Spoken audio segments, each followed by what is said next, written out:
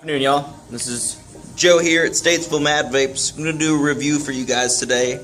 It's on this eye care right here. These things are excellent starter kits. They give a hit much like what you would get from a cigarette, where it's a mouth-to-lung experience. You're going to draw in with your cheeks and then inhale. What it is that this doesn't produce a ton of vapor, so it prevents it from getting stale in your mouth, whereas when you're using a sub-ohm box,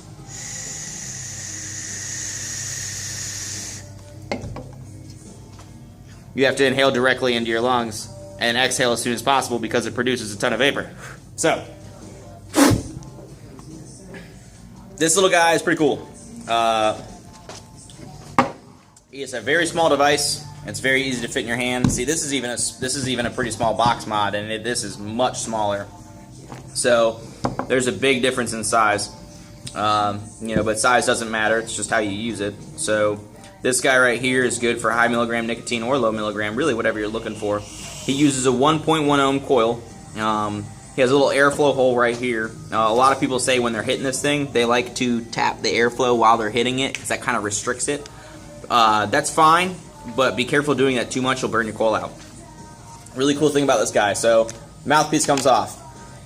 You have a rubber piece right here that says do not touch. You really want to follow directions on this and don't touch it. Obviously tapping it like that's okay, but don't try and poke and prod. There's a little copper bar under here that senses your breath, and that's how it fires. And if you mess with it too much, you can permanently make the device fire, which is not good for the device. You have your stem right here. That's where the vapor rises. Something really cool is this tool. This mouthpiece right here has a little tool in it. The middle part has an insert.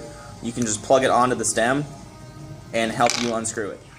So this is going to be how you fill your device. You'll remove this stem, and then you have this convenient little tank to fill. There is a max fill line on the device. You are definitely going to want to follow that precaution as well. If you overfill it, it will pour out the top. So otherwise, if you fill it normally, it will operate fine. This thing is an excellent little cheap device, and when I say cheap, I mean cost efficient, not necessarily bad. It's just very, very easy to replace if you were to lose it, and believe me, you will, because it's small. You do have an airflow adjuster right here that you can open or close, run however you want. I don't suggest closing it. You will burn your coil out immediately. So, all in all, this is a great device to get someone into vaping to where they're not choking on a ton of vapor, they're not, drawing massive clouds. It's just a very mild, minuscule hit, and it operates very easily. There's no on or off button, there's no wattage adjustment. It just gives you what it gives you. So, definitely an excellent starter to go for. Hope you find this review informational.